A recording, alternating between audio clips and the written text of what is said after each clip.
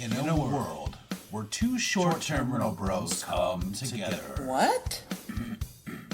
Not in that way, bro.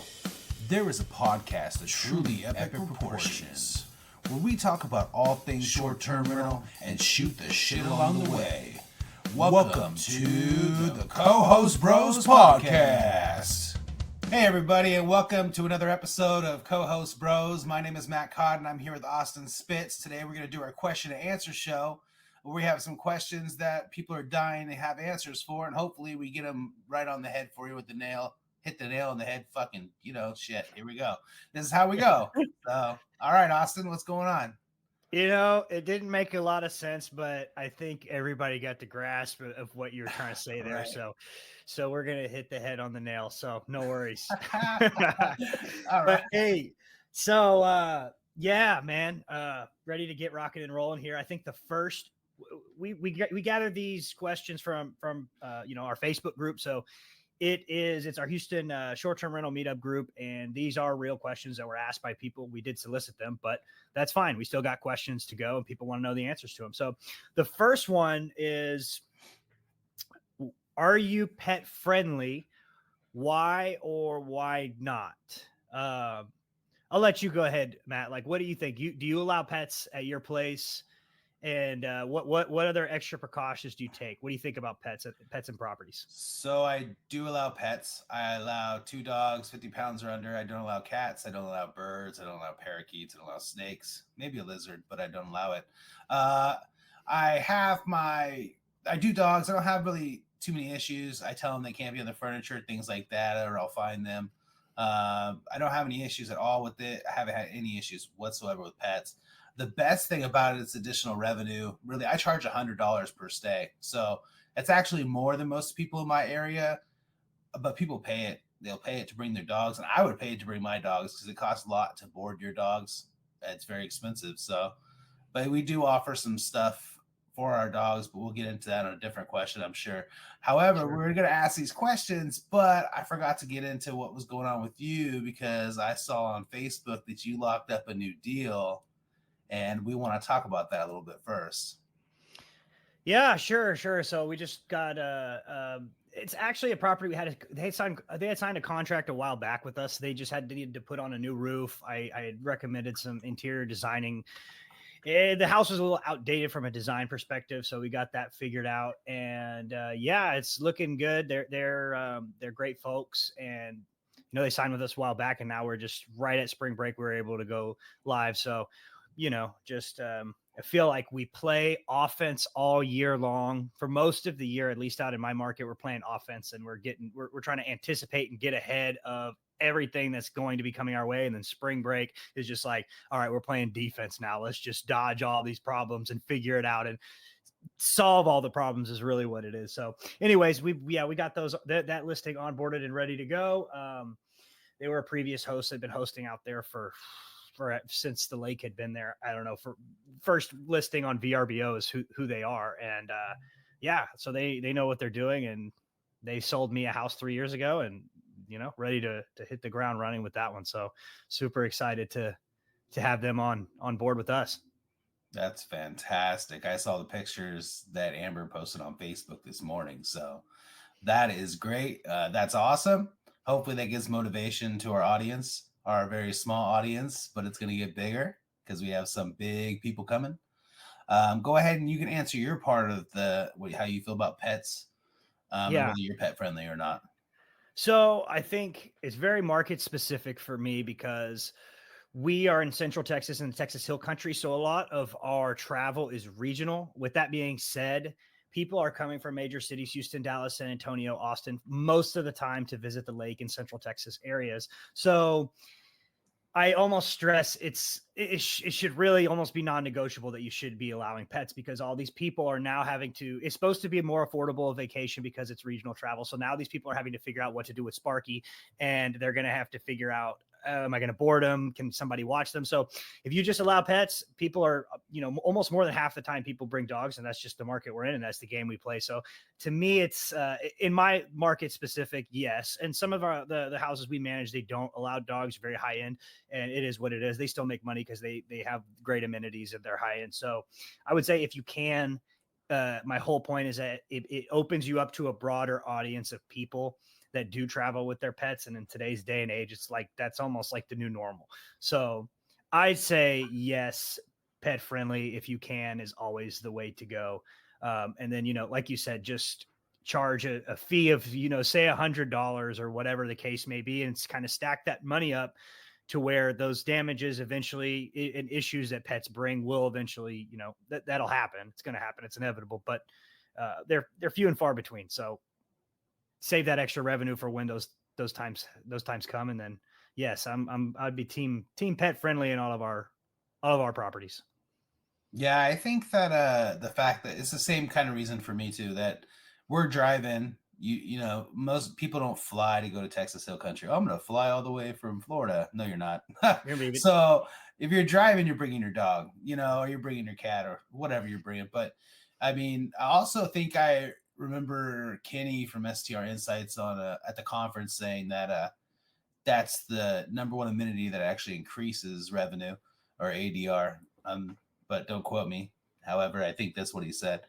But yeah, I think it's a good thing. I think some people, like if I had a luxury house in Gulf Shores, Alabama, I probably wouldn't allow it. How many people you see bring dogs on the plane? Yeah, you probably wouldn't need it either, but like you said, they're finding a home for Sparky while they go on vacation, and they're staying for 7 days. So, the dog's a lot of trouble at that point. But yeah, I mean, I agree. I think that pretty much answers that question. On to the next. Sure. Yeah, let's go. Question number 2. Do you charge more for early check-in or late checkout? So you have a guest that inquires about this, and what do you do? Okay, you go first. So I, full transparency, do not, especially, just to answer the question, I don't. It's just, if the house is ready and it's been vacant for 2 days before, whatever, just let them go. Like they're excited. They're ready to get there, and you giving that hurdle of like, yeah, but for $50. To me, it's tacky, it's annoying, and it's like, hey, if the house is ready, don't make them hang in town all day just because you said 4:00. Now, if it's a same day turn, then it's not really a negotiable. It's like, hey, the house will be ready at 4 when we agreed upon it. However, a lot of time, I'll even just, if I have the time, I'll message guests knowing the unit's ready and say, hey, if you're in town, you don't have to wait around until 4:00. You can go ahead and get settled and then start your vacation. I think that number one starts you off on the right foot with the guest. And then I think it's more than likely to give you that 5-star review.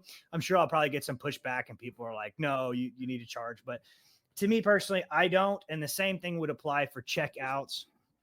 I don't think, if it doesn't interfere with anything like a same day turn and my cleaners are, the cleaning team's perhaps not even maybe showing up for the next day, I'll accommodate them and I'll make it work, just because, I mean, at the end of the day, we have to realize, like, this is a business, but it's a hospitality business, and we are in the hospitality game here. So be hospitable. I mean, that's what I think. And that's my take. And, might get some flack, might get some disagreement, but that's okay. So I disagree. No, I'm just kidding. I don't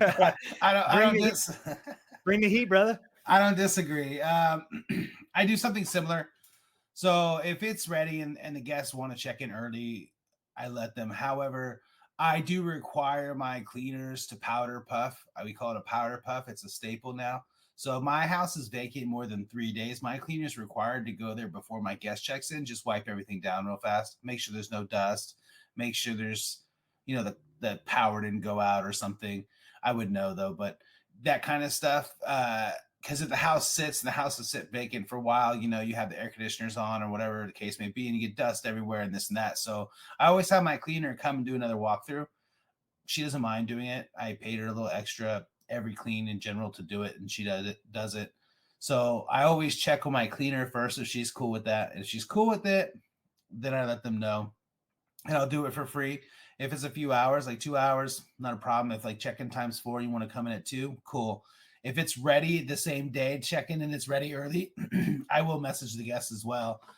But check out too, if they want to check out late. And if I don't have a same day turn, I'll let them check out by like 12. However, if I'm using my strategy, I will charge them, if I jump up the rate and then I, give them a 50% discount off the night and tell them, hey, you can check out at 6:00 tonight instead of 10:00 this morning, then yeah, I will charge them at that point. It'll be option. It'll be option though. The option will basically be like, you want to stay the night for the same price, or you want this to check out late. It's up to you. Most people just want to check out. They're cool with that. Like they're like, oh, I want to get my stuff ready. I don't leave until this. I don't have this to do at this time. So I don't mind leaving at 6:00 and paying half of what the nightly rate is. Right. So I would do that. But I've seen people on Facebook that are like, oh, $50 2 hours, $25 an hour, $50 an hour, some asinine crap. And it's like, I hate to say it to those people that do that and nickel and dime their guests. You're not going to be here long. You're not going to be here long. Well, we will be here longer than you because you're not providing, you're doing disservice to your customers. First of all, like these are customers. I know it's your house and your rules, and I understand that. And I told my son the same thing this morning. He's like, why can't I do whatever I want on my cell phone? It's my house, my rules. That's why. But you're doing your customers a disservice. I think it's poor customer service to do that. And yeah, it sets it off on the wrong foot when you're trying to charge it for everything. Like you want to set it off on the right foot, like you said. And if you set it off on the right foot and your customer gets upset about something, you already set it off on the right foot. So you already got rapport with that customer, right? So you got that rapport and something goes wrong and then you fix it immediately. Now you still have that rapport. And rapport builds trust. And the more the person trusts you, the more they're going to come back and stay and, treat you right, give you 5 stars, right? So, I mean, I agree. And it's just another line item on an Airbnb, VRBO, whatever OTA it comes through. It's just another line item on the invoice. And it gives that stigma of like, oh, well, these hosts charge for everything. And it's already kind of, it is what it is. But yeah, I completely agree. I think we're on the same page there. Hold on. To note something on that. I'm sorry. If I was implementing something like host.co that we talked about in the last podcast, first of all, my wife listened to the podcast. She told me I had to go in depth of what host.co is because a lot of you won't know. It's a virtual store. You can sell stuff on it, early checkout, late check-in, that kind of stuff. Early check-in, late checkout, different items. You can sell those things, and then a percentage goes to host.co, and the rest goes to you. You have to supply the items. But if somebody looked at my virtual store on host.co and they wanted to do a late checkout and they decided to pay that way, I don't see a problem with that because the guests went and did it on their own, right? They didn't solicit me and I was like, oh, we go through my store and pay $50. No, if you go through my store on your own, you pay $50. Hey, high five all around, right? You didn't break any rapport you had with that guest because they chose to do that. They're like, oh, we could check out later, honey, for like $25. So that's how some people will take it. Some people will take it that way when they see it like that. But when you present it, when I say, hey, Austin, can I check out later today? And you're like, yeah, $50. Yeah, I understand what you're saying. It makes a lot of sense. And I didn't even know that they offered that kind of service because that's pretty cool. That's pretty cool because you're not, having to go back and forth with them. They just can push. They see the button, they can push it on their own, Right. Cool. Let them make their own decision. All right. Question number 3. What do you think sets you apart specifically on your listing from, competitors in your area? What are some of the things? And I geared this question directly towards you because I think you're very good at this kind of stuff. What sets your listing apart compared to competitors in your area? Well, I can probably go to any house in my area and they'll only have 2 rolls of toilet paper. I'll start with the basics, right? So I leave at least 6. I leave 6 bottles of waters in the fridge every time. I sleep 6, so I always leave 6. I always leave that in the fridge. I leave Q-tips for them, tampons. I leave pads. I leave toothbrushes. And you guys might think that's crazy, but they're cheap as shit. You can buy a box of toothbrushes off Amazon for, I don't know, $8 with inflation, probably like 12 now. I don't know. I haven't bought them in a while. I leave maxi pads as well with the tampons. I leave toothpaste in case they forget their toothpaste because people forget their toothpaste. I leave that. I do for pet friendly. We're talking about pet friendly, which I told you I'd touch on. So, like I said previously, I allow 2 pets, or 2 dogs, really. So I have 2 sets of dog bowls. I have 2 leashes. I have 4 tennis balls. I have a thing of treats, and they're the good ones, the chewy ones. Those dogs love those chewy ones, not those hard, dry, nasty ones. Yeah. The chewy ones that even your kids like, that smells like bacon. So I leave them good dog treats. I think are good to a dog, I guess. I leave them frisbees, right. No, that was my next question. Is like, how do you know what the bacon flavor dog treat tastes like, Matt? Well, one time before I was doing a podcast, had a few too many beers and got curious. Hey, yeah, you never know what happens when you have a few too many beers. Catch me on the weekend. Maybe tomorrow. Yeah. So hey, that's amazing. Like my question follow up for that is like, what do you do? What do you do in regards to like keeping track of that kind of, maybe not necessarily keeping track of that inventory, but how do you manage that with your cleaners to make sure all these little things get executed and put out? Do you just have that great relationship with your cleaners, or like what extra steps are you taking to make sure like all these little things that are amazing to add up to, you being the 5-star host that you are? How do you keep track of that? Checklist. And then I also do quarterly checks. So if I go in, and so like me and my cleaner were having a problem for the longest time. So I use refillable soap dispensers inside of my shower, right? And she wouldn't refill them until they were like halfway empty. And I told her, I said, look, you need to refill it every time. And she's like, well, why? That's a waste of time. I said, because if I walk in as a guest and this house is immaculate, this bed's made, everything is nice, and I walk in the shower and that shampoo's half fucking empty, I think somebody's been there. But if I go there and it's full, I'm like, holy shit, this is awesome. The only thing she's not, she doesn't have to fill every time are the Q-tips, because it takes forever for them not to look full. But she has to make sure everything's full every time. Do I give 6 toothbrushes every time? No, I do not. I put 4 in there. And I tell her she has to keep a minimum of 4 in there. Only reason I keep 4 in there because there's no fucking way everybody forgot their toothbrush. I only keep 1 tube of toothpaste in there, the small little tubes, the one you buy for the airplane or whatever. Only 1. Only leave like 2 tampons, 2 maxi pads. They can go get their own, but you never know. You might have a feminine emergency, right? So that kind of stuff.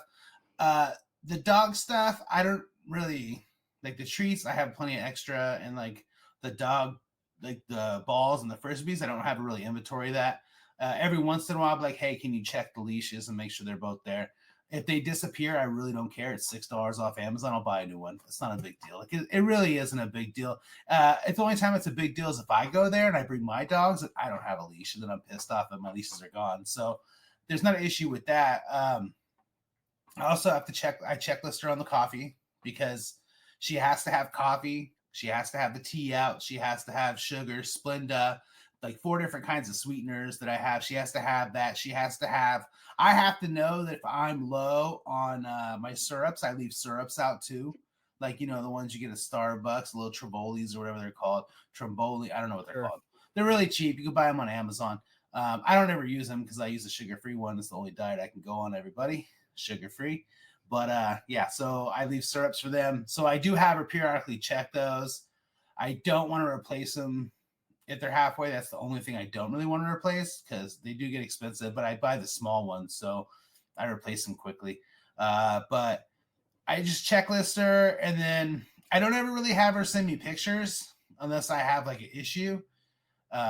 If I have something that's constantly happening, that happens more than once, then I'll be like, hey, I'm gonna need you to send me a picture of that because I won't tell her like because you're not doing it. I'll say because I have guests complaining and they keep trying to get their money back, so I need to be able to prove that you did it, so that way I can tell them to go kick rocks. And she'll be like, oh, okay, right. Now she's like, oh yeah, I'm helping you. Now she's like, shit, I better do it. So she's doing it at the same time, right? So it's kind of like psychology on her. But yeah, so we just inventory everything. The gift bags, I didn't get into. I pre-make them. So when we make our quarterly trip, normally I'll hand Carissa, which is my wife's name, a stack of thank you cards, and she'll sit there and handwrite thank you cards on our way up because it's 2 hours.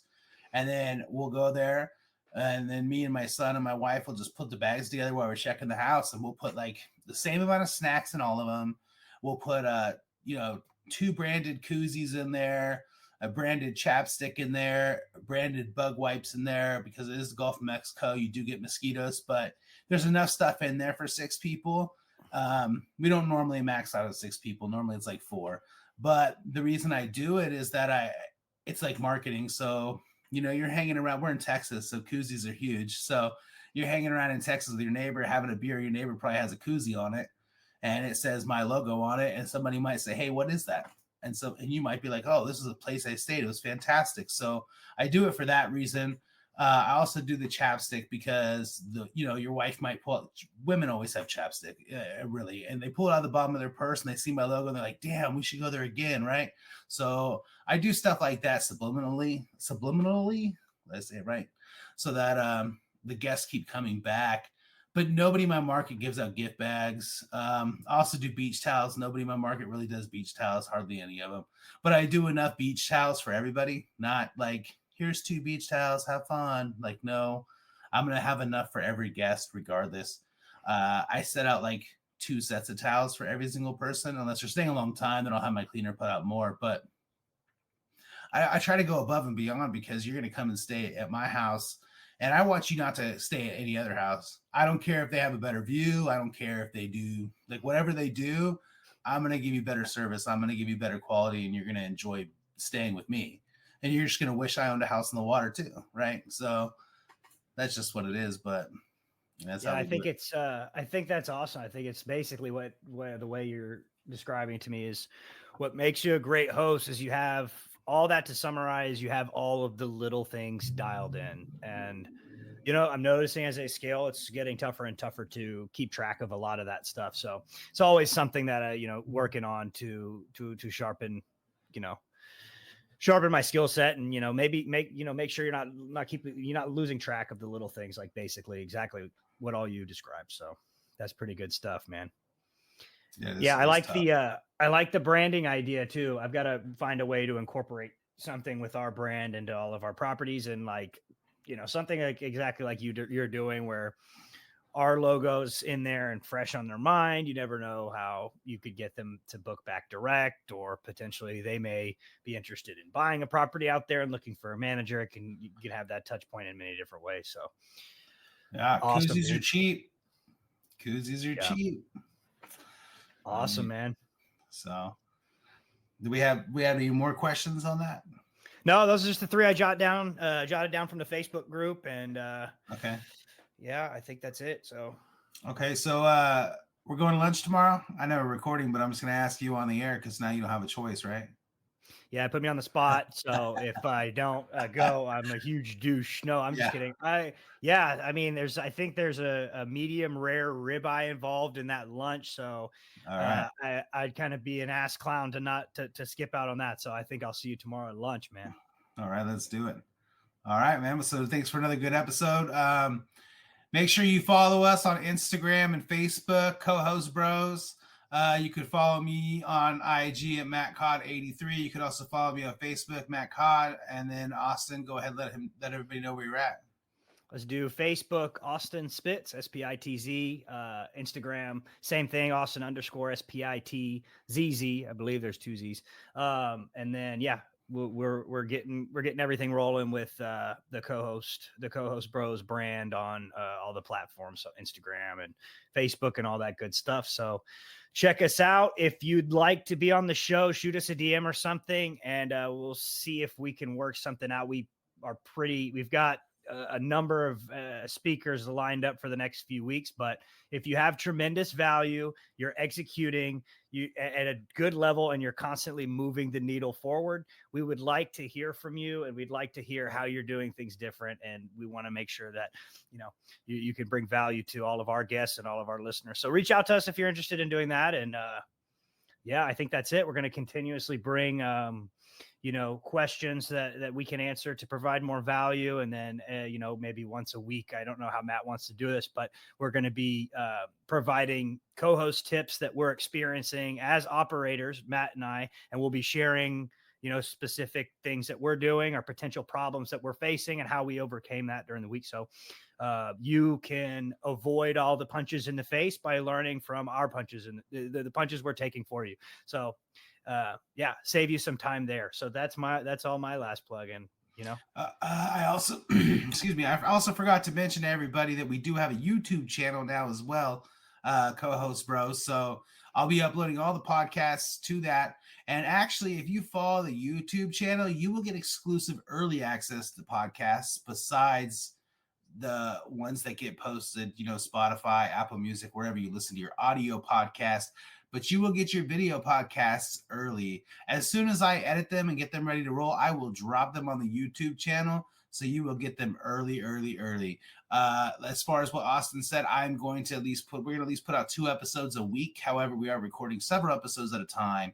But I already plan to have 2. Already have 2 this week. Actually, this is going to be the 3rd one dropped this week because we just want to give you a 3rd one. Like, we just want to. Like, why not? So we're going to drop this one this week.